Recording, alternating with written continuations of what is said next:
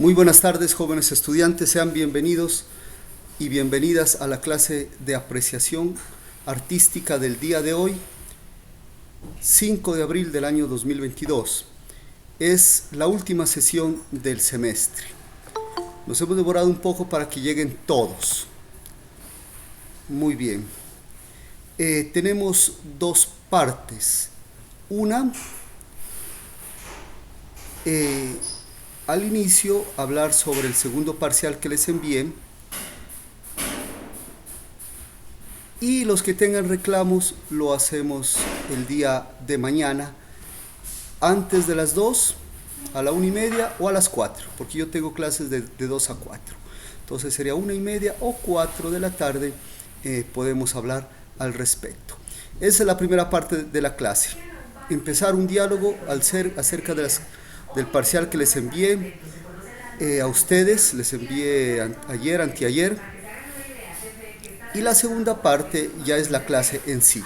Entonces comenzamos, si ustedes tienen que decir algo sobre los parciales que les envié. Entonces habíamos tenido un primer parcial que era de la poesía, tomar un poema de Aurelio Arturo y analizarlo desde lo musical. Y segundo, una fotografía, una imagen poética con ustedes ahí presentes. Eso correspondía al primer parcial. Y el segundo parcial era integrar música y arquitectura, música y una locación arquitectónica, relacionarla.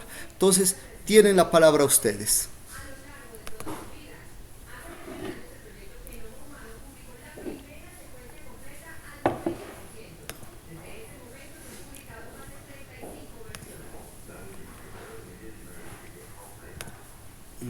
No hay nada.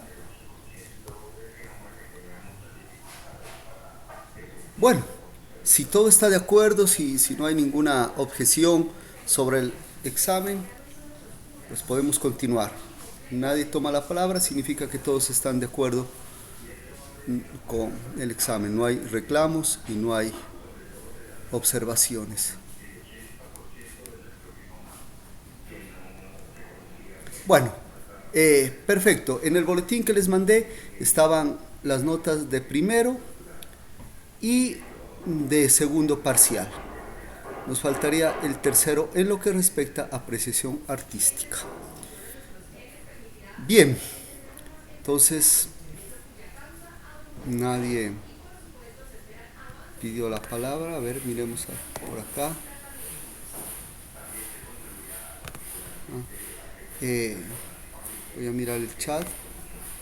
Tampoco nadie ha dicho nada. Entonces vamos a continuar con la segunda parte, que es la clase,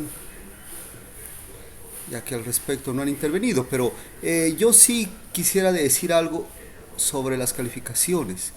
Hay mucha gente que sacó 5, son 45 estudiantes y 17 han sacado más de 5.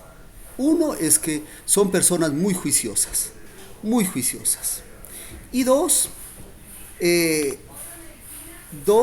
es que no se califica con rigor. Son las dos cosas. Ustedes son muy capaces, los que sacaron más de 5 y más de 3. Y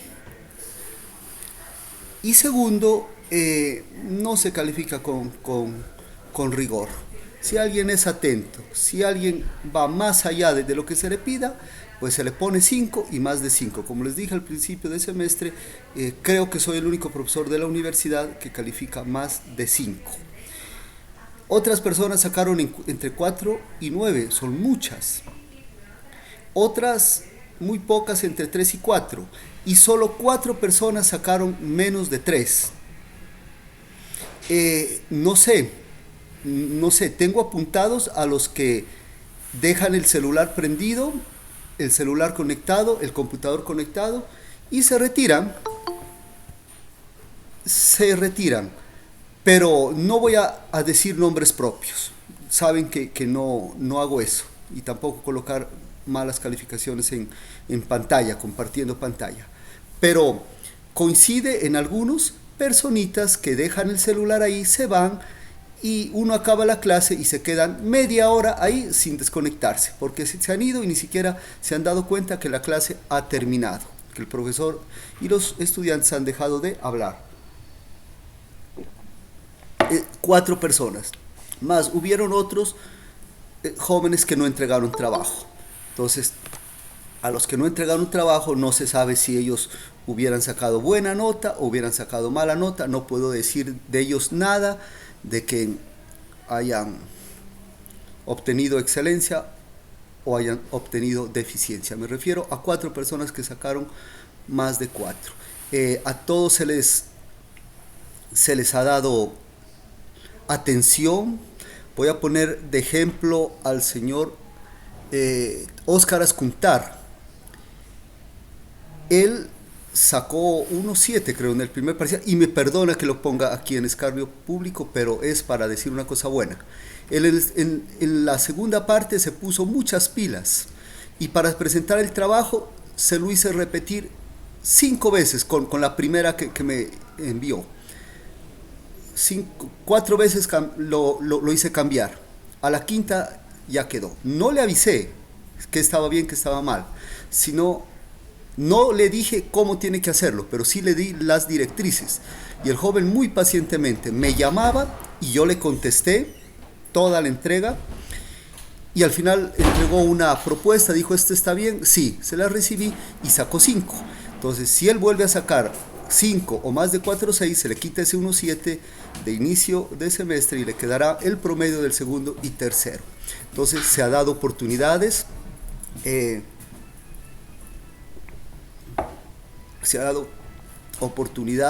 Se da explicación, se dan plazos, se amplían los plazos, pero al final tiene que haber una norma. Entonces, eso es. Pido también que quien no le haya ido muy bien se ponga la mano en su conciencia y miren si verdaderamente se puede, se debe, o no se puede, no se debe pasar. Les digo, no es no venir al semestre y al final dejar un trabajo y con eso pase, no. El semestre es una cantidad de contenidos, desarrollo de los contenidos, desarrollo de objetivos, desarrollo de actividades, preguntas, inquietudes, buscar la verdad relativa.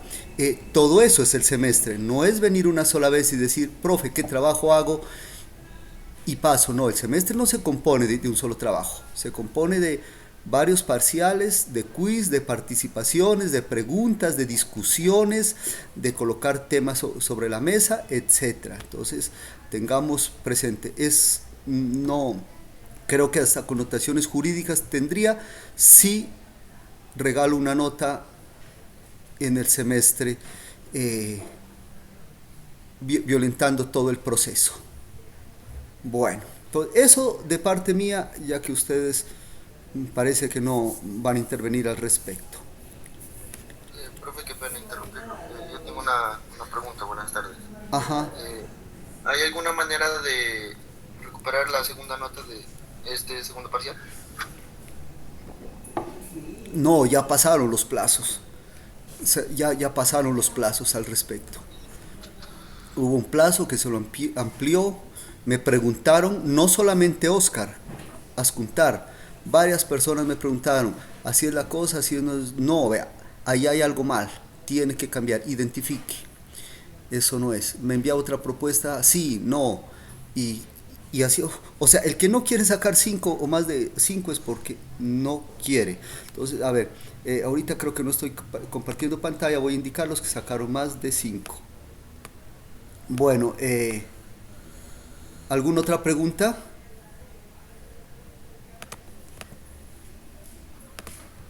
Sí, yo. Si no me siento contento con la nota, ¿en qué momento lo puedo debatir con usted? El día de mañana a las 11, a la 1:30 o a las 4 de la tarde. Entonces vamos a sacar exámenes de los compañeros y compañeras, y los vamos a comparar. Vamos a sacar muchos exámenes. Entonces, mira, ubiquemos su examen en qué rango está, ¿no? Mire en cuál está, entonces lo comparamos y lo ubicamos. Si he calificado mal, se cambiará, ¿no? Eso. Bueno, ahí en WhatsApp envié las observaciones a todos, inclusive a personas que uno ya con medio ver el examen sabe que todo está bien. Inclusive a los que sacaron 5 les hice sugerencias para darles una ventana para la mejora, para no decir usted ya está realizado, no, a pesar que sacó 5 tiene un espacio para mejorar, ¿no? Entonces eso lo hacemos el día de mañana. Bueno, entonces aquí me permito indicarles los jóvenes que izan bandera, en otras palabras. Ajá. Entonces mire, aquí tenemos a Chicanoy, él sacó 5. Ascuntar, él sacó 5, igual. En el primer parcial había tenido 1, 2. A ver. 1, 2. Wilson Benavides, 5-1. Luis Fernando Bolaños, otro éxito. Él sacó 5. Mire, creo que no tenía una nota buena al primer parcial, pero se esforzó y sí fue posible sacar 5. Entonces, con todo el respeto, miremos dónde está la falla, pero igual pueden presentar reclamos. La señorita Campaña Isabel, no me fue a la última clase por quedarse jugando, pero yo no puedo ser inobjetivo. Ella sacó 5, se lo pongo. Ajá, no sé. Jorge Luis Cañar, él también tuvo que ajustar algunas cosas y sacó 5 más 0, una participación, 5-1. Tatiana Ceballos, muy preocupada esta niña, hasta su indumentaria había cambiado, un vestido muy acorde con lo que iba a cantar. Felicitaciones, 5-2 tiene ella. Karen, igual Karen, muy preocupada, 5-2. Jonathan Alexander, 5. Danilo Delgado, 5-2. Steven, 5-1. Guerrero Cristian, 5-2. Felipe Ernesto Paredes, creo que él también le hice muchas observaciones, sacó 5 más una participación, 5-1. Karen Pianda, 5-2. Eider, 5. Naren, una extraordinaria visión de Naren. Naren me falla mucho a clases, pero si él saca bien, tengo que ponerle bien. Extraordinaria, una visión de arte, una mentalidad amplia. Muy bien. Y Juan Camilo, una preocupación. Él no se había rajado en el primer parcial, pero se preocupó, hizo un buen trabajo y un buen montaje de audio. Todo fue muy revisado. Contémoslos. 1, 2, 3, 4, 5, 6, 7, 8, 9, 10, 11, 12, 13, 14, 15, 16, 17. Sí, 17 personitas que sacaron más de... Aquí llega Naren. Estábamos hablando de Naren, que Naren me ha faltado mucho a clases, pero él hizo un trabajo excelente. Y así me falte a clase, yo no puedo ser inobjetivo, tengo que ser objetivo. Él hizo una visión de arte, un análisis. A primera vista pensé que el trabajo estaba incoherente por lo que tocaba en su melodía con el edificio, pero después me relata una relación música, arquitectura muy extraordinaria. Entonces, bueno, ahí he compartido esto, ¿no? Bueno, ¿alguien más quiere opinar?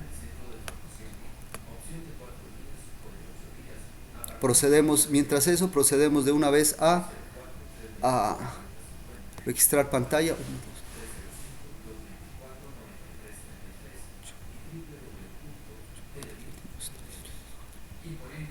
Entonces voy a tomar pantallazo y lo pego aquí en Word.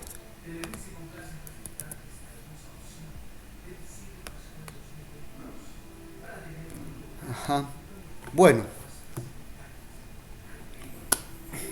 ¿podemos continuar con la clase? ¿No tienen otra inquietud sobre las calificaciones, sea de primero, segundo parcial o tercer parcial?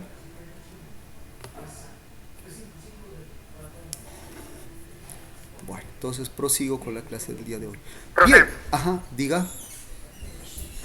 profe, lo que pasa es que Yo le había hecho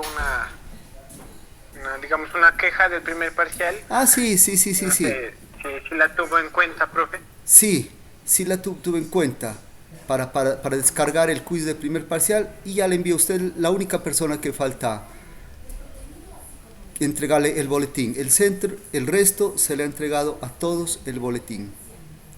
Ah, bueno, Sí, profe, muchas sí, gracias. sí, sí, sí, sí. Sí.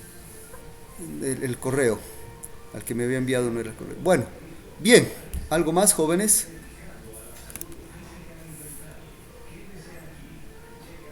Bueno, otro caso. Hubo una niña en el último caso, que me envió una imagen con una música extraordinaria sobre una ventana, creo que era en el Paraninfo. Me tomó a aparecer, le dije, mire, ahí está bien. Hay un detallito aquí por mejorar. Si quiere, vuelva a hacer la afirmación o si no, pues lo deja ahí, que está bien. Pero luego me colocó la explicación en el documento Word que no iba al caso. Ahí la calificación se le bajó. Entonces, todo fue bien analizado. Perfecto, bueno, si no hay más nada, entonces continuamos con la clase del día de hoy. 2:30, que es la clase. Bueno, jóvenes, nuestra última unidad es el arte, la pintura. Vimos poesía, cine, arquitectura y terminamos desde la semana anterior, empezamos la última unidad, pintura. Y habíamos hecho un análisis, hagamos un resumen, de del arte en el siglo XVI, 1500, en el Renacimiento. ¿Quién me dice en qué consistía ese, el arte? ¿Cuáles eran las principales características? Humanismo. El humanismo, muy bien Andrés Felipe Agustín, el humanismo, y no sé si tomar estas participaciones para el último parcial. Espérenme, estas participaciones las voy a calificar, voy a tener el cuaderno, me esperan un rato.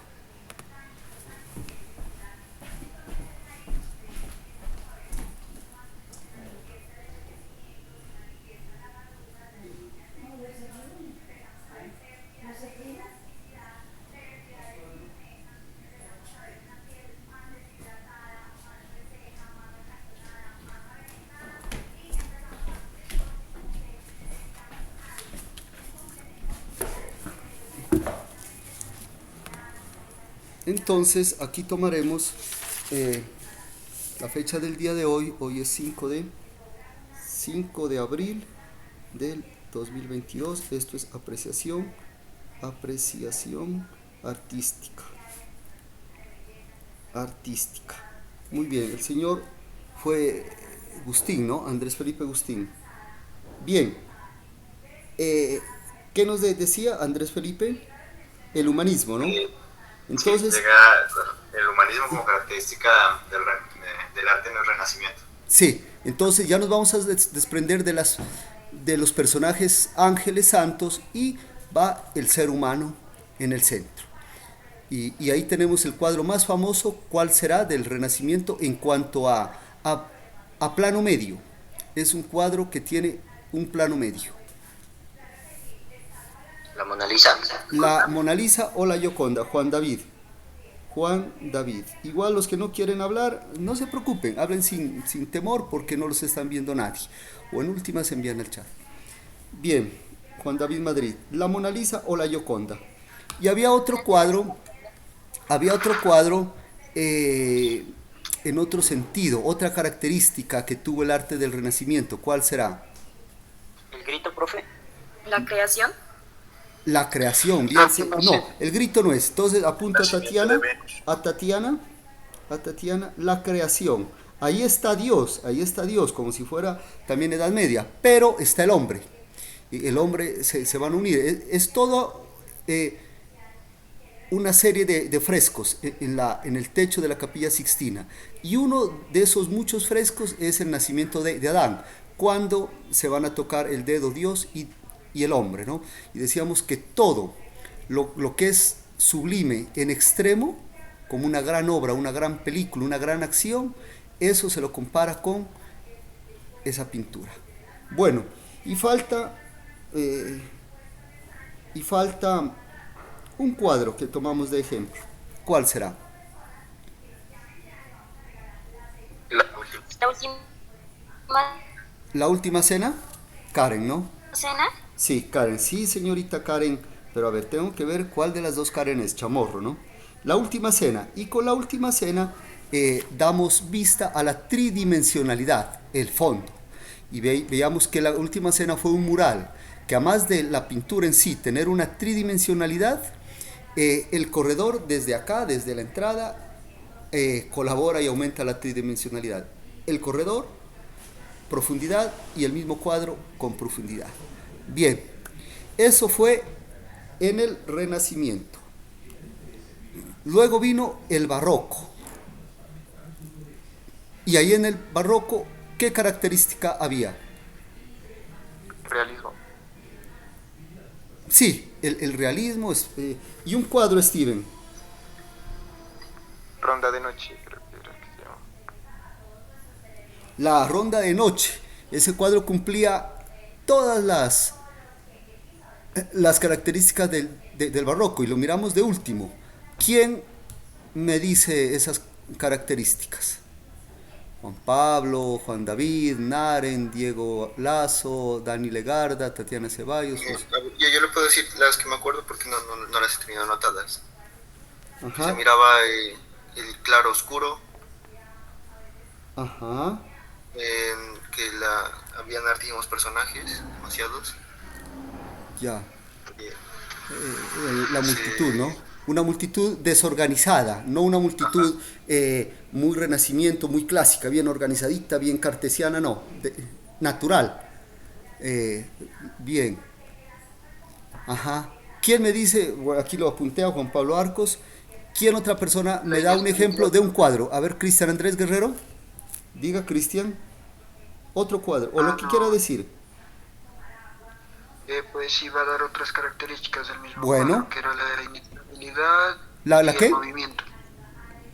La inestabilidad y el movimiento. Exactamente, esas son características del barroco. Entonces, esas características también aplican para la música, ¿no? Ya cuando miren barroco en tercer semestre se tomará esto, pero ya tienen una idea por apreciación artística. Bueno, otro cuadro que sea ejemplo del barroco. La elevación de la cruz. Ajá, entonces buscamos a Agustín. Ya dos van. Claro, la elevación de la cruz. Pero la elevación de la cruz es una cruz muy perpendicular, ¿no? Muy Sí. recta, ¿no? Ahí ¿Es así? se destaca la inestabilidad. No, la cruz está hacia un lado y hay músculos de las personas, ¿sí? Y la línea curva también en los brazos, en el arco de las piernas, en el arco de los brazos, y la línea curva también en los músculos. Entonces el barroco es línea curva y línea oblicua. Muy bien, hasta ahí habíamos llegado con el barroco. Ahora vamos que es de 1600 a 1750. Ahora pasamos a un periodo nuevo que es el clasicismo 1750-1800. Entonces, el clasicismo es el movimiento de las formas, de las normas, de la reglamentación, de los modelos. Un periodo calculado. Pueden ir tomando apuntes. No quiero presentar diapositiva para que tomen apuntes. ¿Ya? Entonces, es el movimiento de lo vertical, calculado, cuadriculado, como una novia, un novio intensa. Bien, eso es en la música y también es en la pintura. Y en la pintura tenemos como ejemplo una obra, la más representativa. ¿Cuál será? De esta obra se llama El juramento de los tres Horacios. Y la vamos a analizar en este momento. Entonces apunten el juramento de los tres Horacios de David. Ahí está. La pueden mirar. Entonces miren que es una obra muy calculada. El piso son cuadros. En los muros de derecha a izquierda se alcanzan a percibir cuadros, ya no líneas curvas como el barroco. Todo es cuadriculado. Esto es bajo la fórmula del número 3. Miren, aquí tenemos, miren el cursor, un grupo, los tres Horacios. 2, en la mitad, el que toma el juramento. 3, las mujeres llorando. Entonces es muy esquemático. 1, 2, 3. Ahora sí, vamos a ver al fondo. Un arco, 2 arcos, 3 arcos. ¿Sí? Entonces está muy calculado, muy cartesiano. No es libre como la ronda de noche. Bien, ahora sí. Estos hombres están en una estabilidad muy fuerte. Tumbarlos a ellos es muy difícil, porque además que están verticales, están las piernas abiertas, lo cual hace muy difícil el movimiento. Algo inclinadas están las mujeres. Esta es como la parte sensible, esta es la parte que más se sale del clásico. Bueno, recuerden, apunten. En música, este periodo 1750-1800 se llama clasicismo. En arte se llama neoclasicismo, porque ese clasicismo se va repitiendo. El clasicismo es el de los griegos, siglo V, siglo IV antes de Cristo, es el clasicismo del Renacimiento, es el clasicismo del 1750 a 1800, que se llama neoclasicismo, igual que en el siglo XX, que se vuelve a tomar directrices clásicas, se llamará entre 1920 y 1930, se llamará también neoclasicismo. Pero en pintura se llama neoclasicismo, en música se llama clasicismo. Bueno, entonces, lo que más se sale del parámetro clásico aquí es las mujeres, ¿sí? Porque están un poco sensibles, ahí se nota la sensibilidad, el dolor. Pero aún así, esta mujer está dormida, quieta. Sus brazos están recostados, pero están quietos. Ella también ha colgado el brazo y lo dejó ahí quieto, ¿sí? La único que significaría movimiento aquí es la mano de la señora de azul, que le toca la mejilla al niño, y el niño le coge con su mano la mano de la madre. Entonces ahí significa algo de movimiento, porque de pronto el niño, de pronto, le retire la mano, o de pronto no, pero ahí se pudiera estar representando algo de movimiento. Este es el cuadro que representa al movimiento neoclásico en la pintura, ¿sí? Un juramento, vuelven los temas heroicos, ya no el tema realista como alguno de ustedes dijo, no recuerdo, creo que fue Juan David, no el tema realista, dramático, sino el tema de los héroes de la guerra. Muy organizado esto, ¿no? Hay una ligera oblicuidad en la lanza, pero la lanza no está disponible a la acción, está quieta, sí, está un poquito oblicuo, pero en contrarresto a la lanza oblicua están los tres hombres en una posición muy firme. A ellos no los mueve nadie, más porque las piernas están abiertas. Entonces, eso es una pintura clásica. ¿Qué observan más en esta pintura?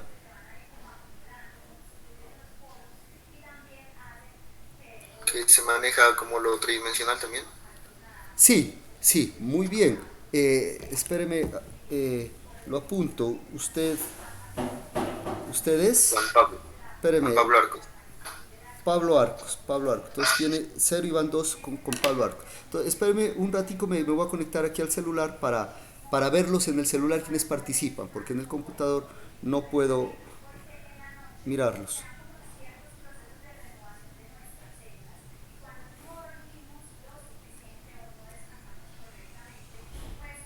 Espéreme, entonces entro aquí a WhatsApp, entro al grupo, bueno, pero a Juan Pablo Arcos ya lo acompañé, ya pongo silencio para que no interfiera con el computador. Ajá, aquí los estoy viendo ya. Muy bien, ajá, perfecto. Ya, eso, entonces ahí está la profundidad, que viene desde el Renacimiento hasta el cubismo que veremos enseguida. y traspasa todo, ¿no? La tridimensionalidad arranca en el Renacimiento, pero continúa en el Barroco, porque las pinturas del Barroco también son tridimensionales y la ópera en música es tridimensional, un escenario. Sigue en el clasicismo, gracias a su intervención, Juan Pablo Arcos, con la profundidad, ¿no? Y continúa hasta el cubismo, que se amplían más dimensiones. Bueno, ¿qué alguna otra cosa? Otro ejemplo. Además, tampoco quise subir esto a diapositivas porque necesito ampliar.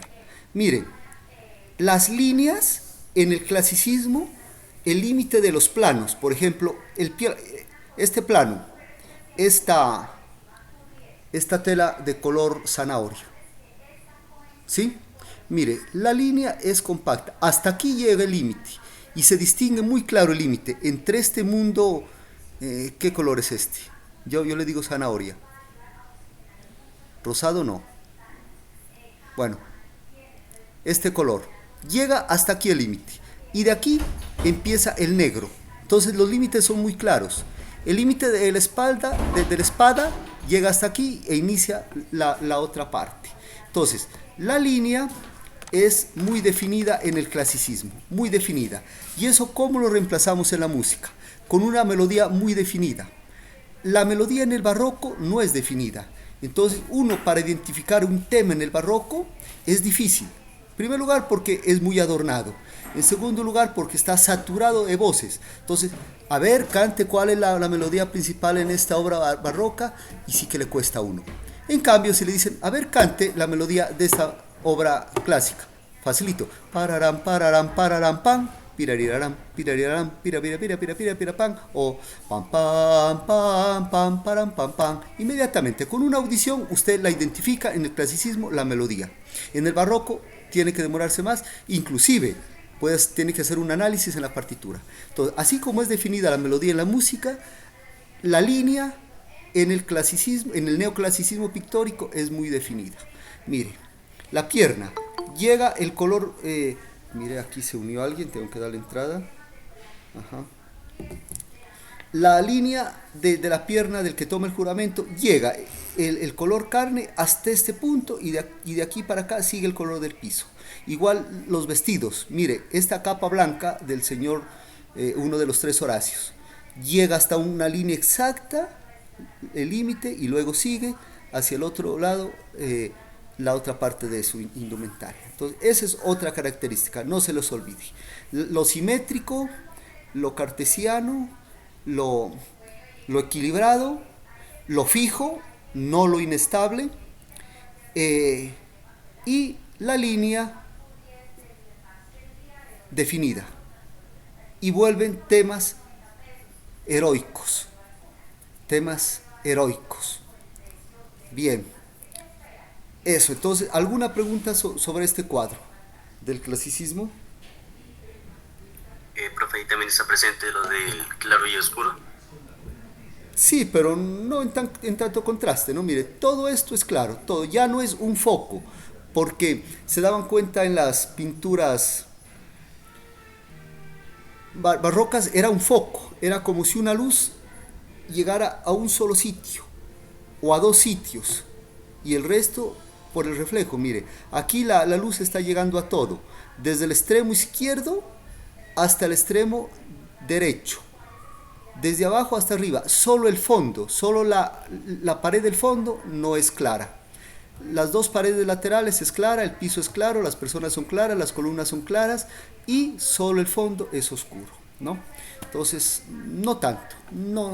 O sea, tampoco se va a anular el parámetro oscuro, pero ya no va a tener tanta fuerza como en el barroco.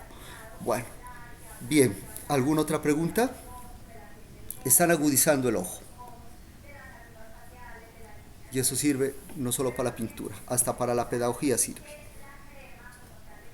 Hasta para analizar situaciones sociales. Bueno, muy bien. Entonces hemos analizado esta pintura.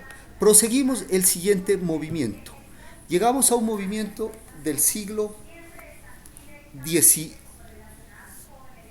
1800, ¿Cuál se llama el movimiento que sigue al clasicismo? ¿Quién interviene? Para... ¿El romanticismo, profe? Ay, carambas, pero ¿quién hablaría? Hablaron como dos personas. ¿Quién dijo? ¿Quiénes fueron las dos personas que hablaron? Hablaron dos personas nomás. Yo una. Pero aquí no me sale. Yo una. ¿Quién dijo yo? Uno, Wilson Benavides. Wilson Benavides. Entonces apuntémoslo a Wilson Benavides. ¿Y el otra persona que intervino? Yo también. ¿Usted quién es? Jonathan Quaspu. Jonathan Guerrero, ¿no? Jonathan Guerrero. No, Quasput. Quasput, Jonathan Quasput. Ah, ya. Listo. Jonathan Quasput. Ay, espérese, ¿cómo le busco este?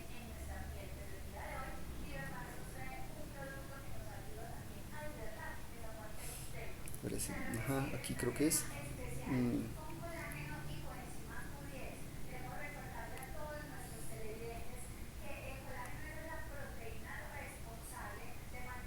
caramba. Vea. Quiero que me salgan todas las personitas. Aquí. Bueno, entonces continuamos con otra obra. Ah, ya, aquí es. Pantalla completa. Peor. Bueno, continuamos con una obra que corresponderá al periodo siguiente, como los estudiantes dijeron, al romanticismo. El romanticismo deja de ser calculado. El romanticismo es el momento histórico de la libertad, de romper esquemas sociales, académicos, artísticos, religiosos, políticos, etc. Las personas se volvieron muy rebeldes. Ajá, eso es el romanticismo. Y vuelve, por decirlo algo, el desorden. Y ese romanticismo se deriva de un evento muy humano. Caen, así como en el Renacimiento se cambió el teocentrismo por el homocentrismo, el humanismo, en 1789, aún sin acabarse el clasicismo, cae la monarquía francesa con la Revolución Francesa. Y el pueblo empieza a ser el protagonista. El pueblo, ya no el ser humano como el renacimiento individual, sino el pueblo. Y el pueblo se revela como en la Revolución Francesa. Y se revela en muchos sentidos,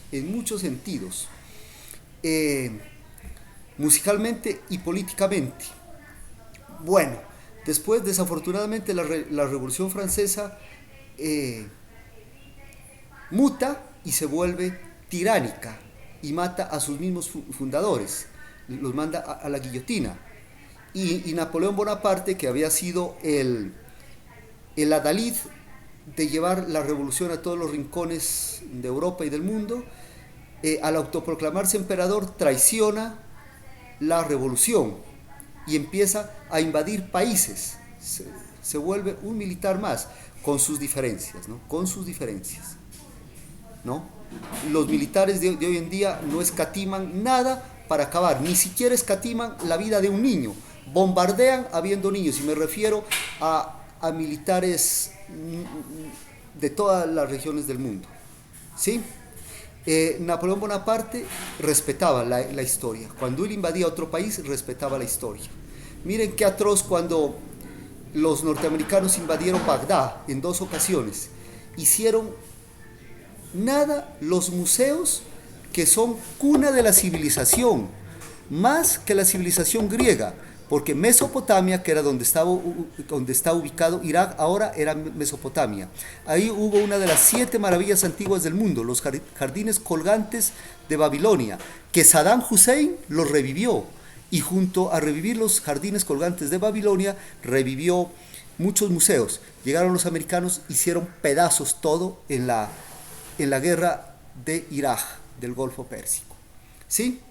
Pero pues no estoy avalando el militarismo, jamás, pero pues doy justas diferencias entre Napoleón Bonaparte y otras personas, ¿no? Napoleón Bonaparte apoyó la cualificación de los soldados.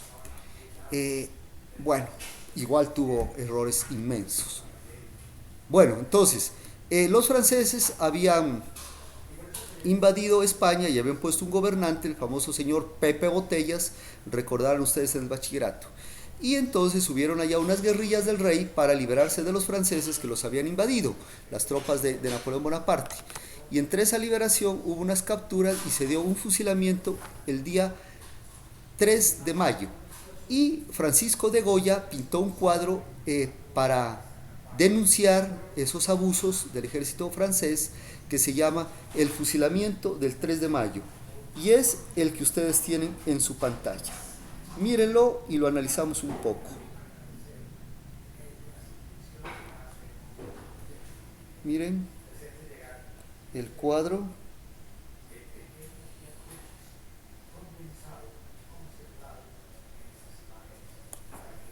Bueno, entonces aquí estamos volviendo al sentimiento, al realismo, ¿sí? A la angustia, al sentimiento. Y llego a esta última palabra, el sentimiento. Y se inaugura un romanticismo integrado con un nuevo elemento en el arte. Y ese nuevo elemento que se integra en el romanticismo es el terror. Hasta antes del romanticismo, lo que es lo feo, el terror no era arte. El arte es lo bonito, lo sublime, lo que suene lindo al oído, lo que es incentive a los ojos, lo que agrade a los ojos. No, lo feo también puede ser arte. Mire, esto es feo, esto es horrible, ver unas personas tiradas ahí, con sangre, angustiadas, ¿sí? Pero sin embargo, eso es una nueva estética. Entonces, en el romanticismo se inaugura una nueva estética. Romanticismo es realismo, es sensibilidad, es sentimiento y es también el horror interviene en el arte. Y en la música también interviene el horror. ¿En qué obra se inaugura el horror? En la ópera Don Giovanni de Mozart, cuando se aparece una persona a quien Don Giovanni había dado muerte, el comendador, como quien dice el alcalde. Él se le aparece, llega desde ultratumba y ahí suena una música muy tenebrosa. Mozart inaugura el terror también en la música y luego vendrá mucha música de terror hasta pues la aplicada en el cine. Por ejemplo, Una noche en la árida montaña de Mussorgsky es una obra en que implica el terror. Una obra contemporánea que creo que le escuchábamos, Treno por las víctimas de Hiroshima, de Penderecki, es una obra de terror, etc. Bueno, entonces aquí contrarrestan dos cosas. Contrarresta un elemento clásico de orden con un elemento netamente romántico. ¿Cuál es el elemento clásico? Los militares, como siempre, artificiales, como siempre. Artificiales quiere decir no humano, no natural. Y si no es natural, es artificial. Si es artificial, no es humano. Entonces mírenlos, artificiales, bien formados, ¿sí? Todos con su gorro, su vestido impecable, sus escopetas en línea todas. Y el pueblo, es que este cuadro va más allá que analizar unas figuras así o asá. Es llegar al concepto pueblo, llegar al concepto soberano de pueblo y llegar al concepto de opresor. De un lado los opresores y del otro lado el pueblo natural, no el pueblo artificial, el pueblo natural. Desorganizado, no calculado, como debe ser una persona natural, no calculada, ¿sí? Como es un niño inocente. Entonces ahí está. Ya les dije, eso es el fusilamiento del 3 de mayo, las tropas francesas fusilan a unas personas españolas. El pintor Francisco de Goya, que terminó sordo. Perfecto. Aquí podemos analizar muchos y muchos más detalles. Miren, la gloria, la luz. ¿Quién recibe la luz? La mayoría de luz. ¿Quién la recibe? Las oprimidos. Ay, a ver, ¿quién habló? Que no le entendí nada. Creo que yo decía que la mayoría de luz la reciben las personas que van a ser fusiladas. La persona que va a ser fusilada, una sola. Ahí está la persona, perdón. Esa, porque ahí está blanco, blanco, blanco, completamente blanco y amarillo. Mire que la persona de acá está amarillo oscuro, aquí está amarillo claro y blanco. ¿Quién habló? Ah, este celular. Juan Pablo Arcos. ¿Ya?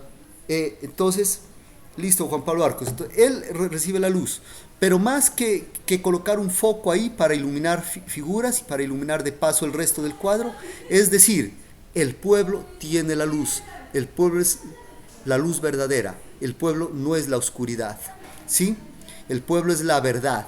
Eso quiere decir esa luz iluminando a esta persona. ¿Estamos de acuerdo? Ya hay otro dato. Por favor, dígame, ¿quién es la persona más alta de todas las que figuran ahí?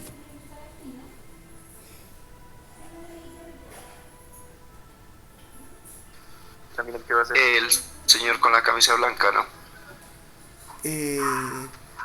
¿Será que el señor con la camisa blanca está igual al señor que se Militar, tapa? ¿no? Mire, a ver, militar. espéreme. El señor con camisa blanca está a la misma altura del señor de la izquierda que se tapa la cara con unas manos. ¿O me equivoco? Y él está a la misma altura. A ver, ¿cómo hago? A ver, no coge aquí. Por aquí, mire, por la cabecita, sigue. Y está casi igual al segundo militar, un poco menos al tercer militar. ¿O me equivoco? A ver, discútame. Diga, si discuto sin tener la razón, ¿cómo será cuando la tenga? Todos los militares tienen un sombrero, por lo que no sé si contaría, pues. Cristian Andrés Guerrero, ¿no? No, a ver, sigo dialogando con la persona que me dijo que la persona de blanco era la más alta. ¿Quién fue el que me dijo la persona de blanco? ¿Danilo Delgado? Yo, profe, Valentín. Valentín fue el que me dijo, bueno, Valentín. ¿se sostiene o no se sostiene? Discútame. Acuérdese que ayer colocaron creo que se llama Estado, ¿no? Estado que decía, si discuto Profe. cuando no tengo la razón, ¿cómo será cuando la tengo? A ver, discute, Erich. Profe, Ajá. ¿Quiere discutir, Erich? Pues sí, profe, lo veo desde mi perspectiva en que la persona que se está tapando está como hurcado, con más temerosidad, está como agachado. Un poco Mientras que agachado, La ¿no? persona de blanco está totalmente recta. Ya. Creo que iba a hablar también Guastumal, ¿era?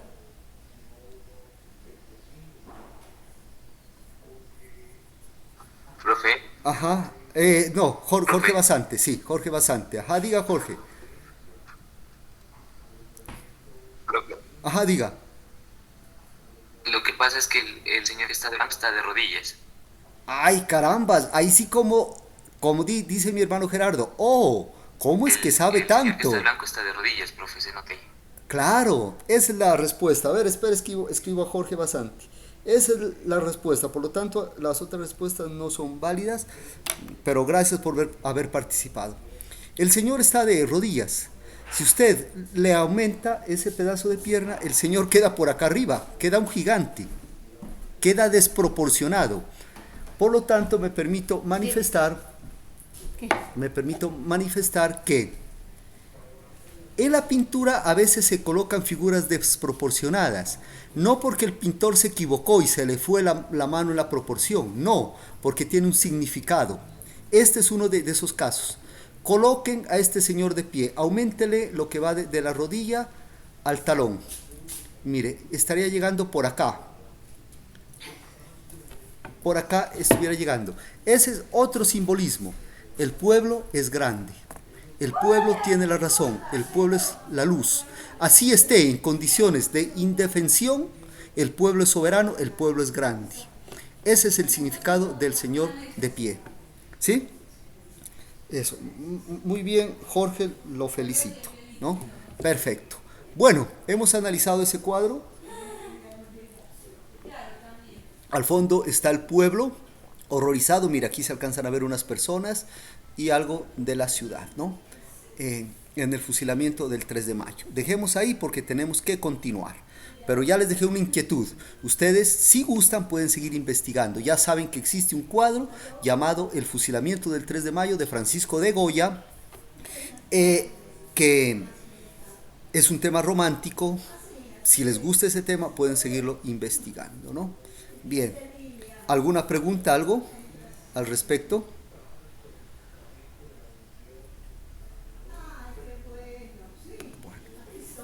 Pueden intervenir los que sean, los que no intervienen pueden intervenir. Aquí es válido todo.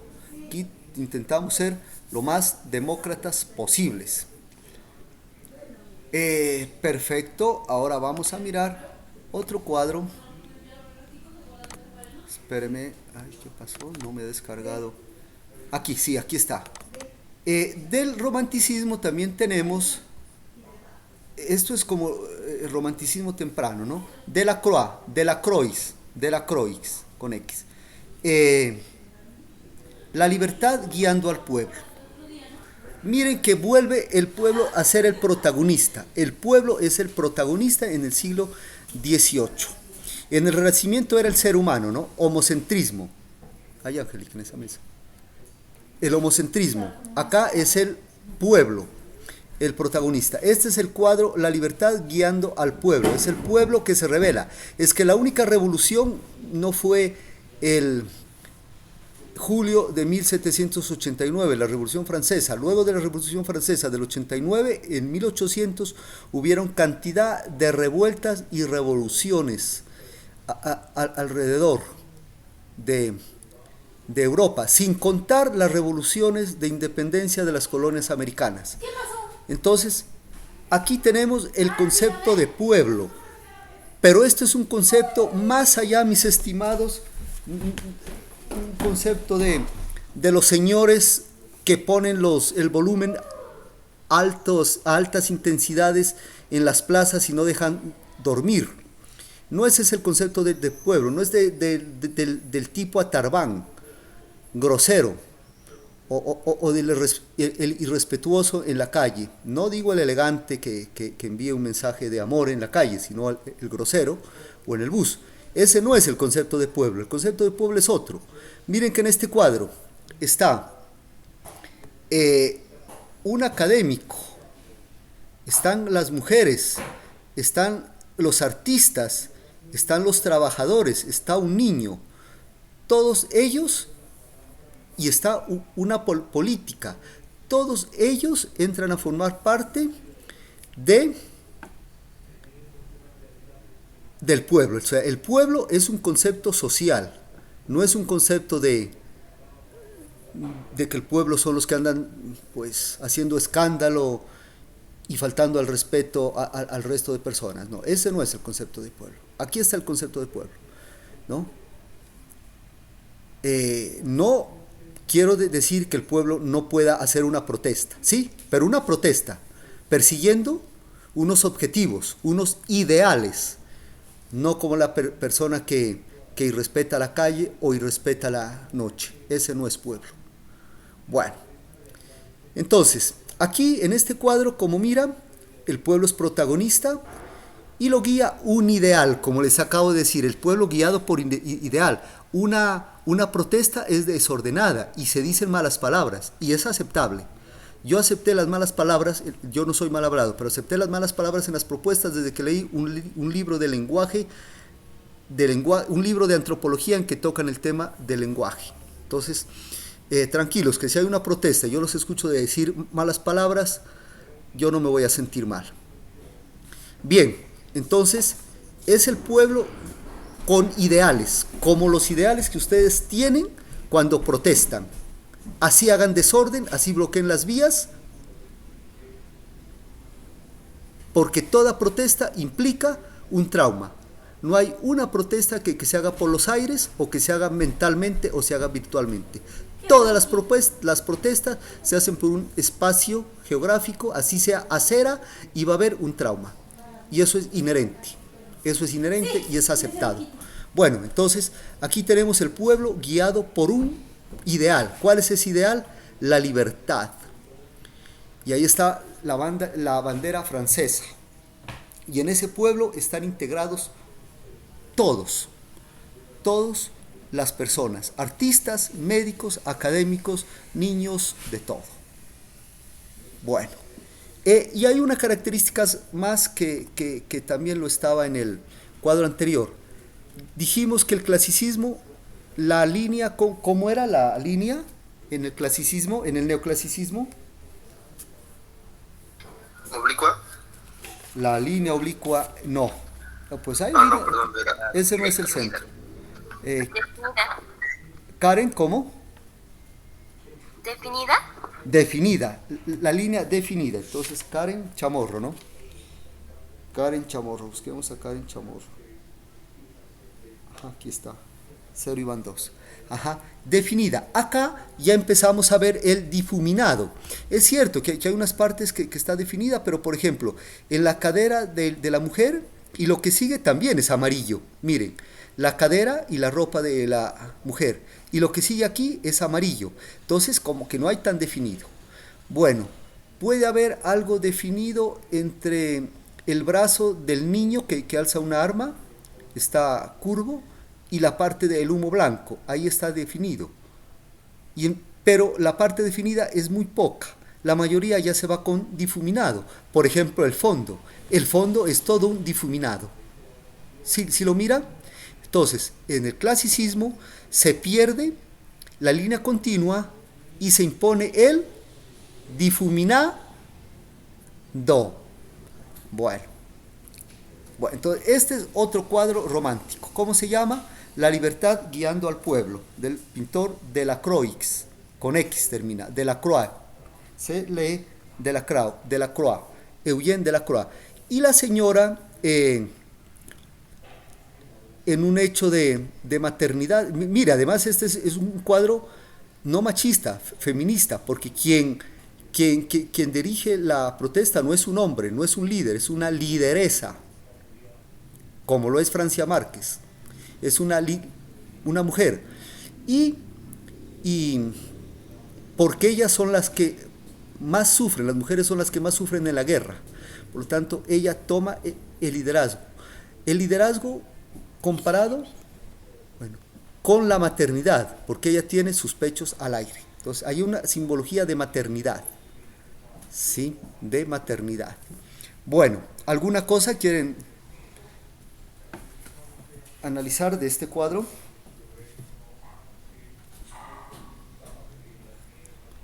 Bueno. Profe, también la mujer es más alta que todos. Ajá, carambas, qué bien ese detalle. ¿Quién fue el que sabe tanto? A ver, ¿quién? Profe. Ya, Steven Guastumal, ¿no? Sí, Steven Guastumal, sí. 0 y van 2. Sí, imagínense, y la mujer toma más estatura, ¿no? Tiene su piel descalzo, etcétera, ¿no?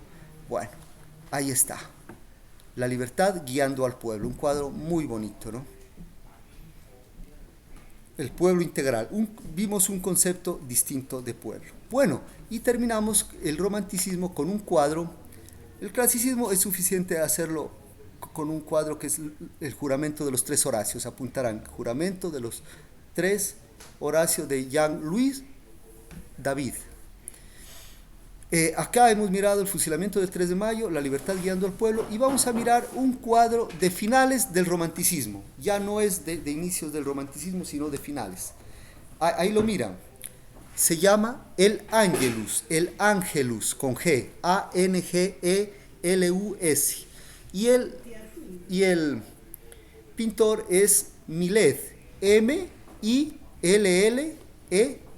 Millet.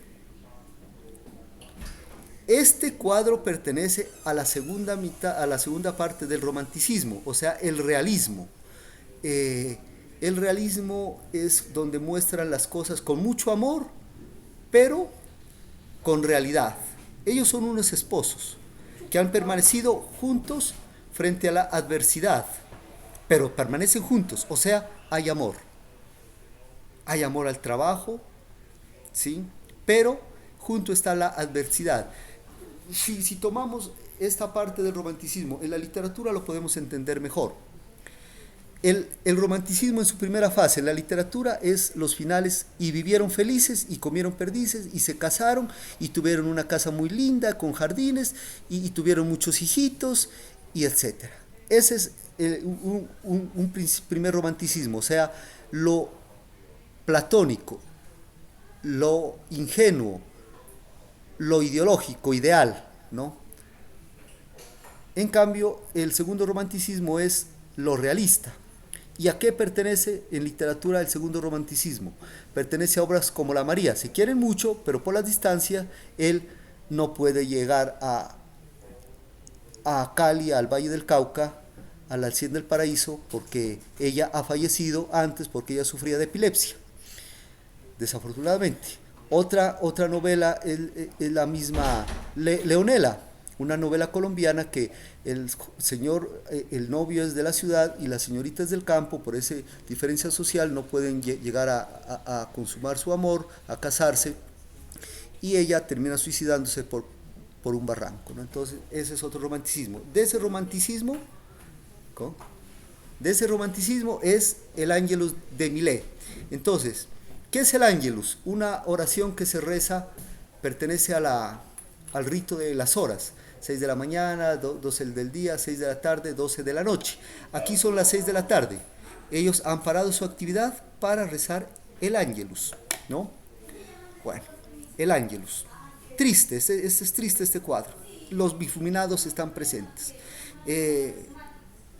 Aquí en el romanticismo tardío hay tristeza, ¿no? Tristeza. Pero parece que según unas investigaciones hechas en el Museo del Louvre, ellos no pararon para rezar el Ángelus.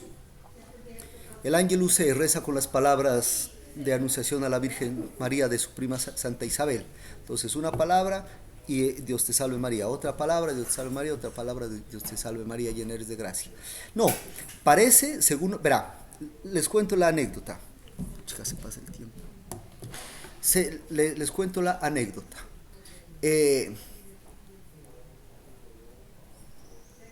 Este cuadro, cuando lo veía el pintor español Salvador Dalí, lo descontrolaba y lo ponía nervioso y lo ponía desestabilizado emocionalmente.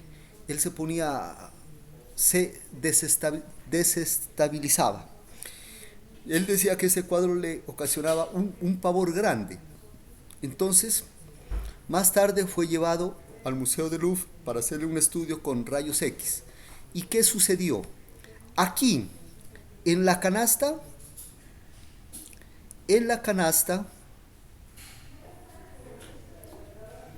había pintado en primer momento Millet un niño fallecido. Y no sé qué pasó, después se arrepintió y pintó encima del niño fallecido el cesto con algunas frutas. Entonces, eso era lo que lo desestabilizaba a Salvador Dalí. Él captaba lo que estaba al fondo de este cesto. Entonces, no se sabe si ellos han parado sus actividades para rezar el Ángelus de las 6 de la tarde o para rezar por el niño fallecido. Bueno, ese es un romanticismo tardío. Hemos visto 3 cuadros del romanticismo. Bueno, ¿alguna pregunta?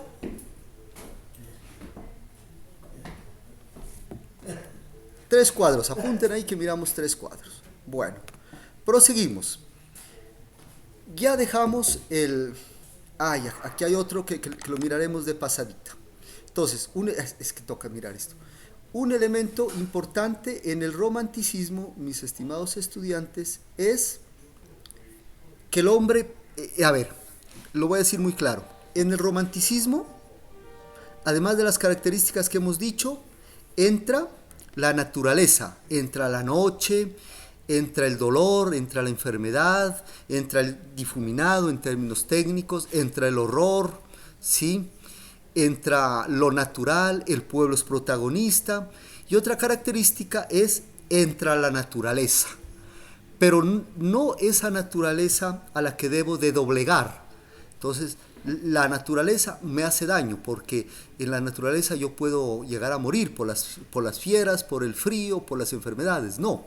Entonces, esa naturaleza a la que tengo que dominar ya no es la naturaleza del romanticismo. Esa es la naturaleza de antes.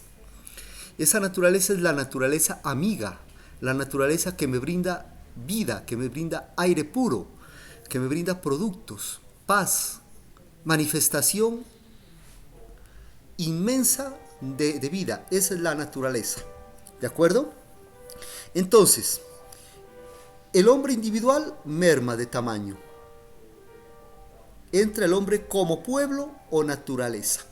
El hombre como pueblo o naturaleza. Y aquí ha entrado un elemento de la naturaleza que no es un bosque, es las nubes, el paisaje, unas piedras y un hombre ni siquiera se le ve la cara, está de espaldas. Este se llama El caminante sobre un mar de nubes. El caminante sobre un mar de nubes es el cuadro que acaban de mirar. Esto lo coloqué para explicar que en el romanticismo entra también la naturaleza. El caminante sobre el mar de nubes, sobre un mar de nubes, de Friedrich. Bueno, el internet lo pueden buscar el nombre. Friedrich. Listo. Ahí tenemos un cuadro más y finalizamos el romanticismo con esto. ¿Alguna pregunta? ¿El último cuadro que mostró es de romanticismo tardío? ¿Ya cuando estaba terminando? ¿O todavía? No.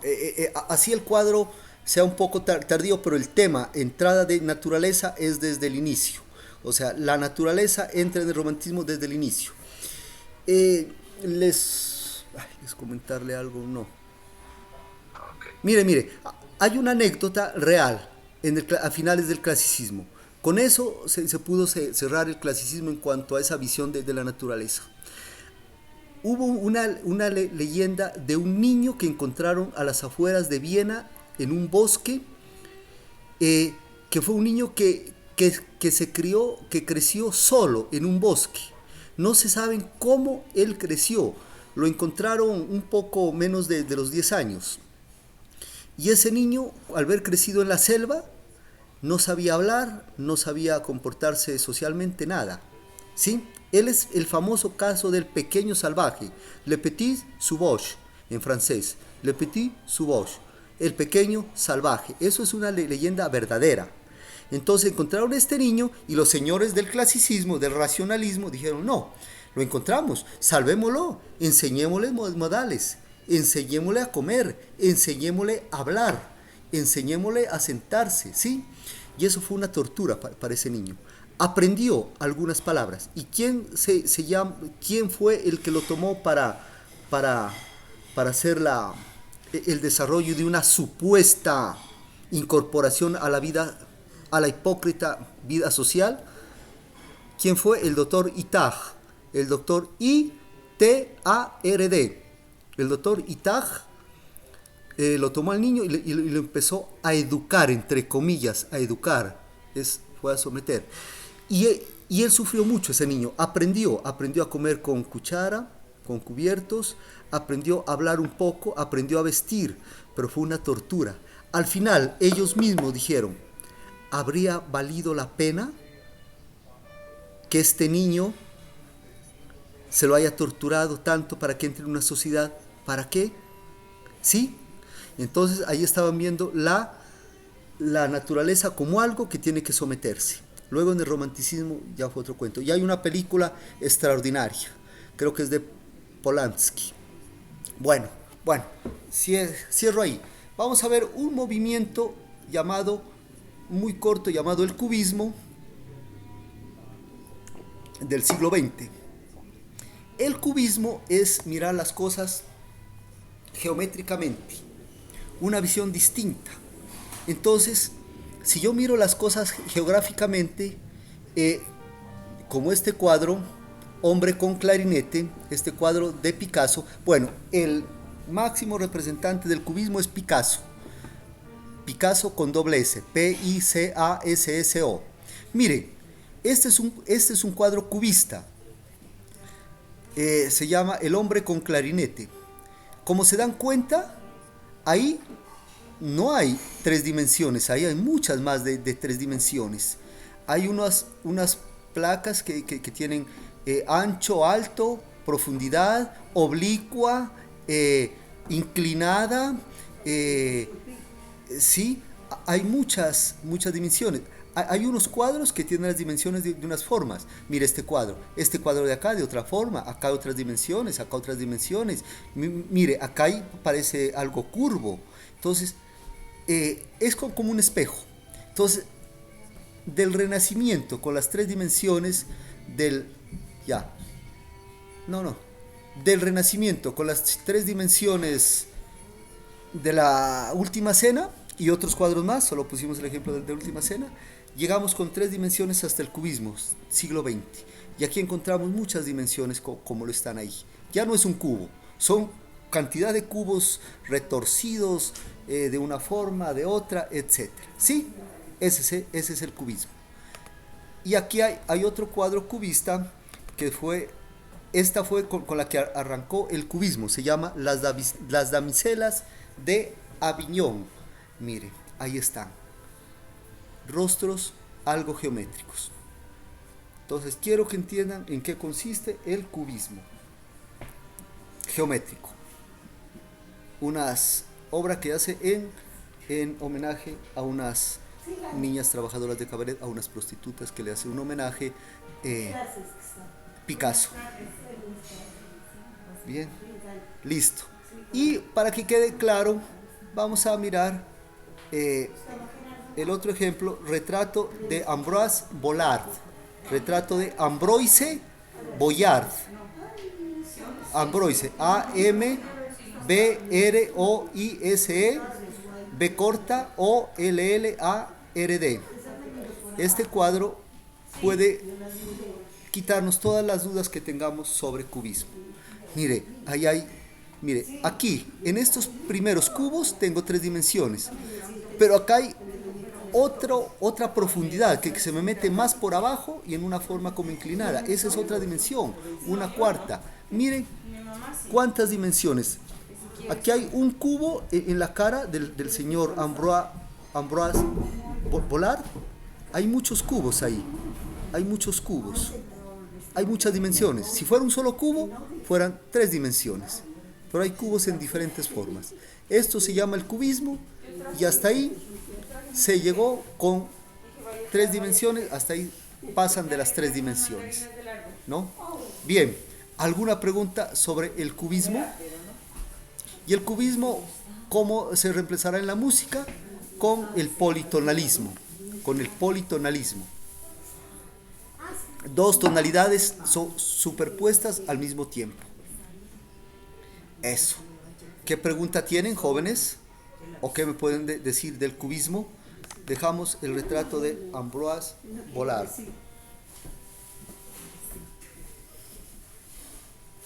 Bueno, eso ya es tendencia del siglo XX. Eso es una tendencia del siglo XX. Una manifestación que es necesario que ustedes que inician su vida profesional tienen que saberlo.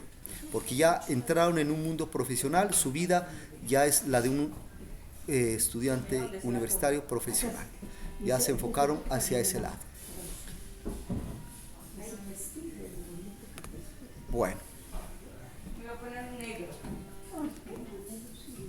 Vamos por otra información del siglo XX. Vamos, una manifestación, el romanticismo, manifestación del siglo XIX. Del siglo XX vamos a ver 2 o 3 manifestaciones. Ya miramos la primera, el cubismo. ¿Saben en qué consiste? Ahora vamos a mirar el surrealismo. ¿Qué es el surrealismo? El surrealismo es todo el arte que se hace fuera de la faceta racional, fuera de la faceta pensante, a desarrollar fórmulas, a desarrollar teorías, a desarrollar propuestas, mediante el pensamiento, el análisis. Eso es racional. Lo que se hace fuera del pensamiento, del análisis, de las teorías, todo eso se llama surrealismo. ¿Y qué pertenece al surrealismo tanto? Pertenece el arte de los sueños, el arte de las locuras, el arte de las sustancias psicoactivas, cuidado con eso, cuidado. Pertenece el arte del yagé, pertenece el arte de las personas que estén en éxtasis, o que se les haya ido la paloma, o que hayan llegado a un momento de inspiración, que se hayan salido de la realidad, ¿sí? que haya llegado otra faceta de su ser, más no la del conocimiento. Ese es el arte. Es la segunda manifestación artística del siglo XX. ¿Cómo se llama esta manifestación artística? Le pregunto ¿a quién le pregunto? A ver, le pregunto a Carlos Benavides. Sí, profe, se llama el surrealismo. Surrealismo, perfecto. Eso se llama surrealismo. Y hay muchos pintores surrealistas, pero con que ustedes aprendan este nombre es suficiente. ¿Cuál será? ¿Alguien me quiere decir? Salvador Dalí, profe. Salvador Dalí, muy bien. ¿Quién habló? ¿Quién intervino? José López, profe. José López. Pongámoslo por aquí, José López. Pasemos a la otra página. Buenas José tardes. López. Bien, ¿usted? Bien. Más o menos bien. Franco. Ay, qué bueno.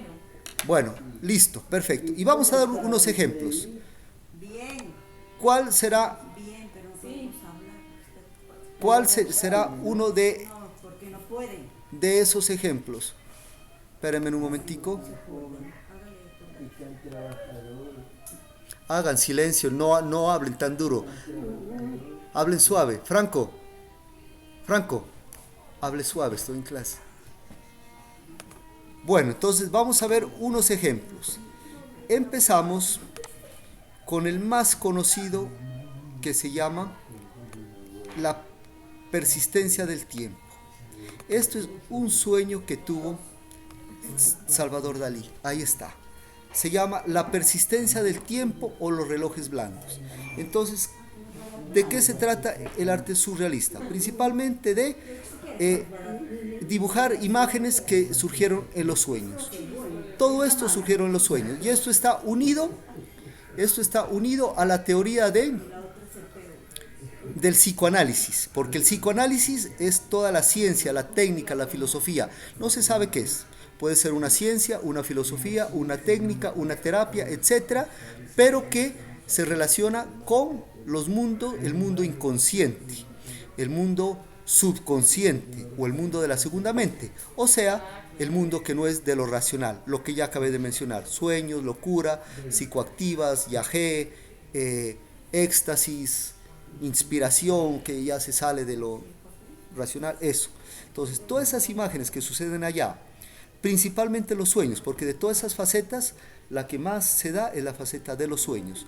Esa faceta las pinta. Entonces, Salvador Dalí siempre soñaba hormigas, y esas hormigas las tiene pintadas aquí en este reloj. ¿Qué otra cosa? El sueño es la verdadera libertad. Dicen que el sueño es la manifestación libre de todas las opresiones. Usted en la vida vive opresiones porque tiene que seguir reglamentos sociales, musicales, en estructuras, horario en la universidad, sociales cuando visita a su novia, cuando va a una fiesta, políticas de leyes. Usted tiene que obedecer cantidad de normas. Pero cuando usted sueña, se libera de todo. La persona en el sueño perfectamente puede matar a otra. O perfectamente puede liberarse de las leyes físicas. Sueña en Pasto y instante seguido sueña en Buenos Aires. O al instante seguido sueña en Bogotá. Eso en la realidad no lo puede hacer porque hay una distancia. Pero en los sueños sí. Ahora, dice Freud que los sueños es la represión, que los sueños es la verdadera libertad a la represión. Usted en los sueños puede volar. y que se manifiesta todas las represiones que usted tuvo desde niño, las libera en los sueños. Por ejemplo, una persona que sea homosexual, ¿le han cohibido eso? En los sueños lo puede llevar a ser realidad. ¿Sí? En los sueños lo puede llevar a ser realidad. Inclusive, la persona niega ser homosexual. Y en los sueños el inconsciente viene y lo suelta a la sinceridad. ¿Sí? Eso.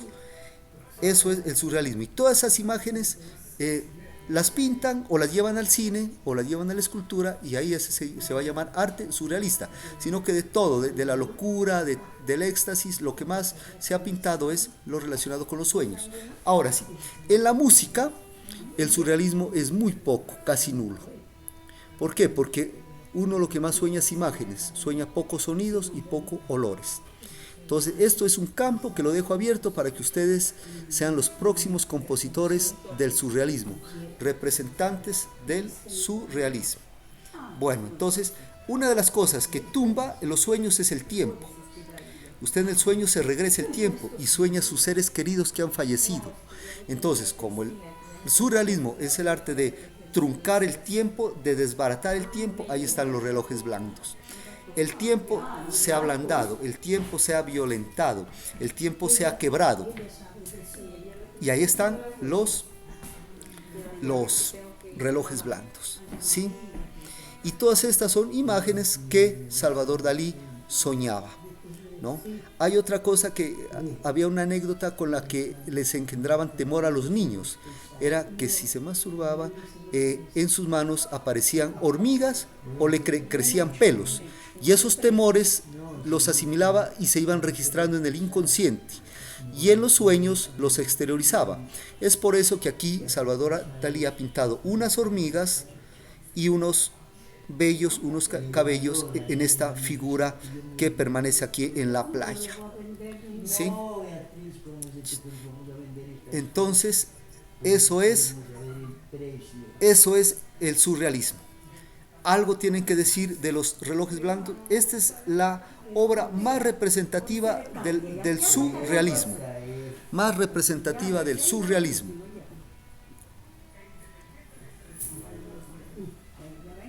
¿Tienen alguna pregunta, algún apunte? ¿Algo que quieran decir del tema surrealista?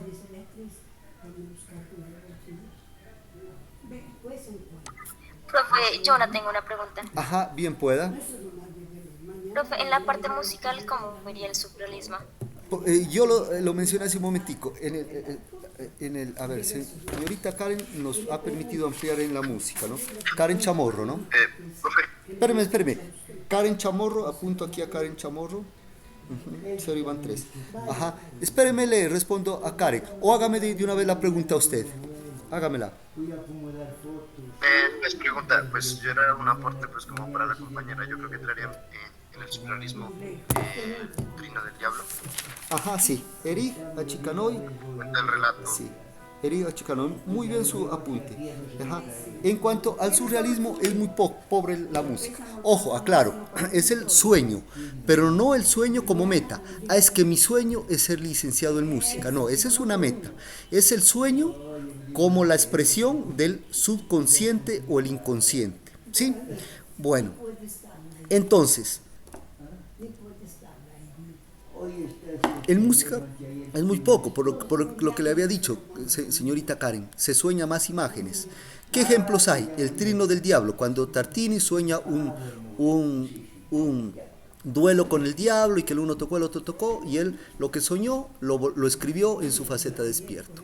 Luego Stockhausen soñó otro cuento por ahí y él lo expresó componiendo el cuarteto del helicóptero, que fue un cuarteto para cuerda, violín primero, violín segundo, viola cello, que mandó el primer violín en un helicóptero, el segundo violín en otro helicóptero, la viola en otro helicóptero, el cello en otro helicóptero, y desde ahí tocaban sus partes que se mezclaban en tierra en una sala donde llegaban las 4 informaciones. Ese es otro caso. Entonces, los casos de surrealismo son contados. Yo los invito. Hay gente muy curiosa que puede investigar y que puede hacer propuestas de surrealistas. Obviamente van a ser propuestas de ruptura, propuestas contemporáneas, propuestas inéditas. Ajá. ¿Quién iba a hablar? Profe, José López. yo quiero agregar al repertorio de música surreal la discografía de Robert Johnson. Ajá, ¿qué nos puede hablar de aquello? El blues de Bill Blues. O sea, pues yo no sé pues, si usted sabe quién es Robert Johnson y si se lo considera el padre del blues. Ajá, sí. Y se cuenta, la leyenda dice que ese man se le apareció el diablo en un camino y a tocar guitarra, y después de eso se volvió bien famoso y compuso 27 canciones, las cuales hablan de encuentros con el diablo. Porque en el caso de esta canción dice que él llega a la casa a golpear la puerta y bueno, relata un montón de cosas así de ese estilo. Yo no sé pues si podría considerarse... Claro. Y muy bien, ahí le apunté su intervención, nos ha enriquecido a todos. Eso y mucho más se considera. Entonces, ustedes apunten sus sueños y a partir de sus sueños pueden hacer una propuesta. Pero no se preocupen, si es una propuesta surrealista, tiene que ser diferente, tiene que ser libre, porque los sueños son libres. No diga, es que tiene que ajustarse a las normas del clasicismo, es que tiene que ajustarse a las normas del tonalismo. No, sueñe y eso trátelo de llevar libremente a términos musicales. Sí, eso. Listo. Bueno, ¿algo más del surrealismo? Hay una ópera que la compuso el señor pintor llamado Salvador Dalí. Salvador Dalí también hizo algo de cine, ¿no? Hizo el guión de una película, la película más grande surrealista, si quieren apúntenla, se llama Un perro andaluz. Es un cortometraje, el cortometraje que más representa al surrealismo. Si ustedes lo miran no van a entender nada, pero si me piden explicación a mí lo van a entender todo, porque ese lo estudié mucho. Un perro andaluz es un cortometraje surrealista. Bueno, entonces Salvador Dalí también compuso una ópera llamada Être Dieu en francés. Recuerden el verbo être, es ser Dios. Es una ópera surrealista. Ahí le estoy dando, señorita Karen, otro ejemplo, ¿no? Otro ejemplo. Pero aún así son muy escasos los ejemplos. ¿Algo más? Profe, lo abstracto también entraría aquí. ¿Cuál? Steven Westman. Lo abstracto, el arte abstracto. Ah, el abstracto, ya, Steven Westman. Espéreme.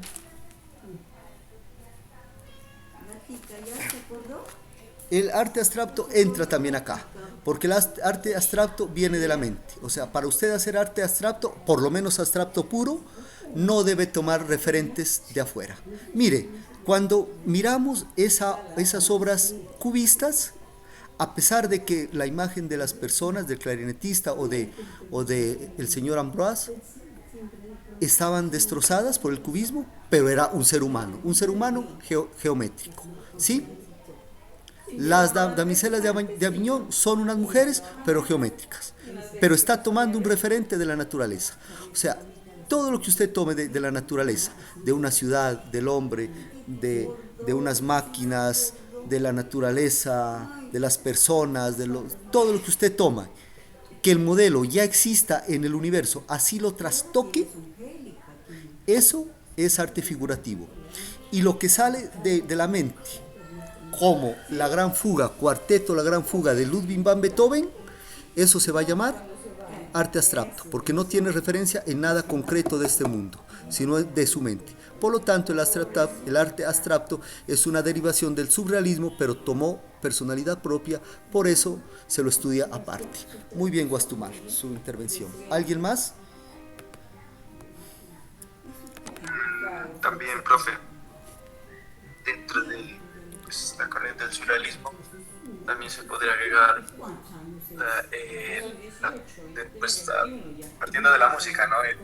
La música psicodélica, las corrientes de la avant-garde, noise, Un ejemplo claro podría ser el primer álbum de Pink Floyd. Sí, pero aquí hay que hacer una, José López, aquí hay que hacer una claridad, mi estimado. Hay unas cosas que son pseudo música contemporánea y son pseudo abstraccionismo y son pseudo surrealismo. Entonces hay que estudiar los casos precisos, ¿Cómo así? ¿no? A ver, me explico. Por ejemplo, dicen que Isao Tomita es música contemporánea. Y eso no es, porque utiliza ruidos, pero con un lenguaje tradicional. Es que si yo pongo a tocar la quinta sinfonía con ruidos, pues es la quinta sinfonía con un timbre diferente, pero su estructura, su forma, es forma tradicional, forma sonata, por lo menos el primer movimiento. O sea, el lenguaje tiene que ser de vanguardia, ¿sí? No tiene que maquillarse una cosa. A ver, por más que toque el feliz cumpleaños, en do mayor, en sol mayor, en lo que sea, así sea con el ruido más feo o más diferente, es el feliz cumpleaños. Y ahí estoy tomando un lenguaje de una forma tradicional, un lenguaje tonalista, un lenguaje de pregunta-respuesta, un lenguaje de que empieza aquí abajo, hacia una curva, al clímax y vuelve a bajar. Sí, entonces eso va a ser un lenguaje tradicional. Partimos de la cuestión estructural. De todo, del lenguaje, de los elementos, de todo, tiene que romper esquemas, tiene que romper total. Entonces, en eso hay que ser muy cuidadoso, porque de lo que usted mencionó, habrá unas cosas que sí y otras cosas que no. Pues sí, nos han, pues cosas muy puntuales podría ser. Sí, toca analizar cada uno, porque hay los pseudos, ¿no? Claro, sí. claro. Sí, eso. Bien, bueno. Continuamos en surrealismo. Mire, este es un cuadro muy bonito que siempre lo he colocado a los de música, porque es Los Elefantes Músicos. Se llama Los Elefantes Músicos también, de Salvador Dalí. Y mire, esto pues aplica para los jóvenes que están en tuba, en fliscorno barítono, en metales, en corno, mire, o hasta en percusión, porque acá abajo hay un Charles, un hit-hat. Entonces miren, todo esto es muy bonito, el cielo con nubes, eso es un sueño. Salvador Dalí soñaba, mire, en la cola del elefante también hay un tubo y al final una boquilla. Ese es un sueño que él tuvo. Ese es el famoso Los Elefantes Músicos de Salvador Dalí, y con esto terminamos el surrealismo. Bueno, y nos remitimos al cuadro más importante del siglo XX. No para todos, yo no digo que ese es el más importante, pero sí para muchas personas. Para la mayoría, este es el cuadro más importante. Para la mayoría crítica. Ahí está, lo tienen ante ustedes, el cuadro más importante del siglo XX. Y también es de Picasso. ¿Qué título tiene? Promoción, 2 décimas al que me diga el título. Solo por este momento. Guernica, profe. La Guernica. Ajá, José López. ¿Quién habló primero? José López, creo, ¿no? Ay, le voy a hacer válida una sola décima porque dijo el Guernica y es el Guernica. Es el Guernica, pero va 0 y van 4. Es el Guernica. Es el Guernica, ¿no? Ese es el cuadro más importante. ¿Qué sucede? Sucede, mis estimados estudiantes, que alrededor de 1935 se sube Francisco Franco como dictador a España y empieza una dictadura atroz. Habían 3 países dictatoriales: Hitler, Alemania; Mussolini, Italia; y Francisco Franco en España. Y valga notar que el señor, miembro del Partido Conservador, llamado Laureano Gómez, era amigo personal de Francisco Franco, del dictador malévolo Francisco Franco, y admirador de Hitler. Eso está dentro de la tradición malévola del Partido Conservador, ¿no? Salvo unas pocas figuras como el político exministro Álvaro Leiva. Pero si alguien me viene a reclamar algo que diga sobre el Partido Conservador, con mucho gusto lo recibo. Tengo mucha fundamentación para eso. Entonces, el señor conservador Laureano Gómez, artífice de muchas muertes y mucha violencia en Colombia, estuvo viviendo en Italia, en el exilio, en España, y fue amigo directo de Francisco Franco y admirador de Hitler. Entonces, ¿qué pasó? De esto, de la subida al poder de Francisco Franco, se desprendió una guerra civil en España entre los militares, seguidores de Francisco Franco, y los republicanos. En esa guerra civil, el 26 de abril, a finales de abril, ¿no? Disculpen si no tengo la precisión. A finales de abril de 1936, y voy a buscar de una vez esa fecha, la escuadra Cóndor de los nazis de Hitler, ayudado de unos aviones italianos, bombardearon un pueblito en España llamado la Villa del Guernica. Y en homenaje a ese bombardeo que se llevó, donde murieron miles de personas, Picasso hizo este cuadro, que lo empezó el bombardeo fue a finales de abril, ¿no? Entonces voy a mirar el bombardeo del Guernica.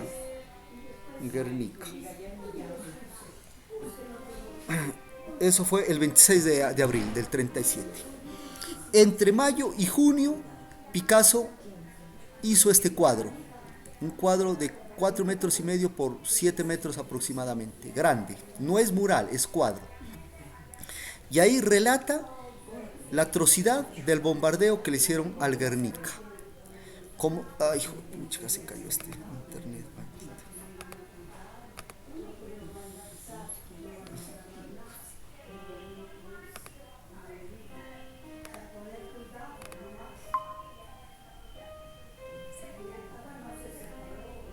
Bueno, qué pena, se cayó un momento el internet.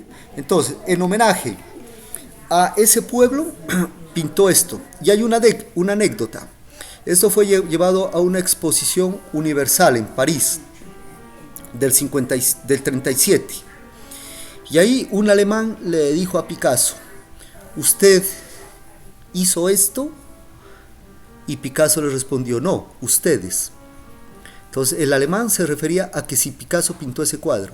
Y Picasso le responde a quién hizo el bombardeo, a quién bombardeó la Villa del Guernica. Y ahí están las fotografías de las atrocidades que hicieron los alemanes bombardeando el Guernica. Este es el cuadro más famoso en el que denuncia la atrocidad de la guerra. Y mírenlo, ¿cómo es posible que un cuadro blanco y negro se vuelva uno de los más importantes de la historia del arte? Para que miren que el arte no funciona por la grandilocuencia, sino por su lenguaje y su propósito mismo. Blanco y negro, como si fuera un cuadro de niños, como si regresáramos al primitivismo pictórico. Ajá, ¿cómo? No sé si es solo en mi caso, no estoy viendo el cuadro. Ya, entonces, creo que cuando se cae internet toca volver a compartir. Sí, compartir. Entonces, aquí está el Guernica. Aquí está el Guernica. Homenaje a las víctimas. Es atroz este cuadro. Miren que hay 4 mujeres. Esta mujer a la derecha, la mujer que entra como desde la ventana, esta mujer casi sonámbula, y la mujer con el niño. 4 mujeres, 2 hombres, el niño y el soldado caído. Y 3 animales, el toro, el caballo y esta palomita. Y aquí hay el hocico de una vaca. Miren, aquí está el ojito de una vaca y el hocico en esta parte de la pata del caballo, ¿no? Está la pata volteada hacia acá, mire, baja aquí la rodilla y voltea hacia acá. Pero a su vez la rodilla es el hocico de un animal, vaca, toro, más. Este es el cuadro más famoso del siglo XX. Miren, tiene lo que más relaciona con el bombardeo del Guernica es esta mujer aquí, que su casa está ardiendo, miren las llamas acá arriba. Ella está desesperada porque su casa está ardiendo por el bombardeo. Acá hay una mujer que ha quedado sin sentido, como sonámbula, por la atrocidad de la guerra. Acá una figura fantasmagórica que entra como a hablarnos desde el mundo de los muertos ya. Lo más duro, esta mujer tiene a su hijo fallecido, el soldado. La única figura que no muestra sufrimiento es el toro. Por lo tanto, unos dicen que es el pueblo que no se dejó vencer, otros dicen que es el fascismo. Porque si bien en un primer hubieron dos pronunciamientos de Picasso. El primero, antes de terminar, lo que él dice que esto es una denuncia de las atrocidades de la guerra, de el abuso, el bombardeo que se le hizo a la villa del Guernica. Y luego, más tarde, que tanto lo molestaban a Picasso, dijo, mira, ahí hay esto, imagínense lo que ustedes quieran, dijo Picasso. Entonces, por eso es que unos dicen que el toro es el pueblo que no se dejó vencer, otros dicen que es los fascistas, los franquistas, que hicieron la masacre y que no les dolió nada. La figura del caballo tiene en la lengua una aguja, eso quiere significar el dolor profundo por estas cosas de la guerra. Tiene 1000 significados este cuadro. Tiene 1000 significados, pero no podemos profundizar en ellos. Vamos a ver las figuras por separado. Espérenme, entro desde el celular. Ajá. Entonces vamos a ver las figuras por separado. A ver, miremos. Aquí está el soldado caído, ¿sí? El hombre caído. Aquí está la mujer que entra de manera fantasmagórica al interior de esa casa. Aquí está la mujer como sonámbula. Aquí la mujer en su casa que está ardiendo, desesperada. Aquí una figura muy importante. Bueno, aquí la madre con su hijo. Y aquí el caballo. El caballo herido, que es la figura central. Entonces es la primera vez que colocan como sinónimo del dolor un animal, tal vez para significar lo profundo del dolor, y no ponen un crucifijo, un Cristo. Esta es una denuncia a la guerra, a las atrocidades. Entonces, con eso finalizamos nuestro semestre. Hoy es la última clase de apreciación artística. Nos quedaría faltando apreciación de la música. Mañana un grupo, el jueves los otros 2 grupos y el viernes el grupo de los pueblos. Con el Guernica les dejo una ventana abierta para que investiguen la atrocidad de la guerra, porque nosotros los colombianos también hemos sido víctimas de esto. Ojalá cambie 27 de mayo y el 6 de agosto cambie. ¿Quién? Ustedes sabrán, no puedo decirles. Pero ustedes tienen que ser protagónicos de este cambio. Los jóvenes tienen fuerza, los jóvenes tienen criterio, los jóvenes son libres de prejuicios.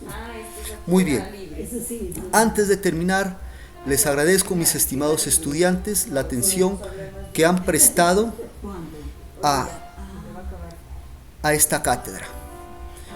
He tratado de predicarles cariño, amor, comprensión, siendo flexible en muchas cosas, no regalando notas, lo dije desde el inicio, para poder tener autoridad moral y pedirles que formen un mejor mundo. No tendría autoridad moral para decirles que construyan un mejor mundo si hubiera sido duro con ustedes, si no me hubiera entregado. Sí, a ustedes. Disculpen cualquier cosa, no sé, los quiero mucho. Ojalá pueda estar el próximo semestre, a mí me fascinaría.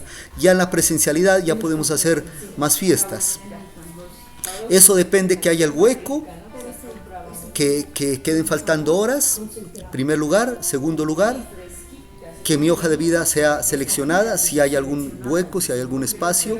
Y tercero, pues depende de los estudiantes, de la manifestación de los estudiantes, porque saben que En la universidad pública hay libertad de opinión. Ustedes pueden opinar. Les agradezco mucho estas 4 unidades, los quiero mucho.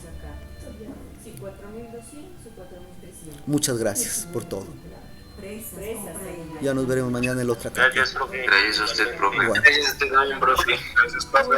Ya les enviaré un cuestionario muy fácil que sirva de examen final para esta cátedra. ¿No? Vale, profe. Bueno, Gracias, profe. Gracias. muchas gracias. Con gusto. Ya nos vemos mañana en apreciación de la música. Profe, una cosita, lo que pasa es que el internet es malo, pero sí estaba en clases. No sé si cuando de pronto tomo lista, yo no estaba. A ver, la voy a escribir aquí en el N, porque usted sí ha estado toda la clase, ¿no? Porque hay personas que entran muy tarde. Gabriela Meneses. Gabriela Meneses. Listo, aquí está escrita ya. Bueno, Profe, gracias. muchas gracias. Profe, Ajá, diga Wilson. sí me desconectó un momentico, pero pues usted sí estuvo testigo que estuve toda la clase, ¿no? Ah, sí, usted hasta participó. Creo que está por aquí Wilson. Ah, sí, mira, aquí está Wilson Armando. Sí, sí está. Bueno, muchas gracias, jóvenes. Nos vemos el día de mañana. Bueno, felicidades. Chao, hasta luego.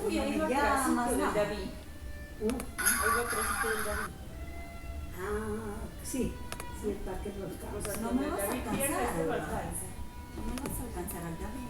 Ve, mijo. Y no fue con su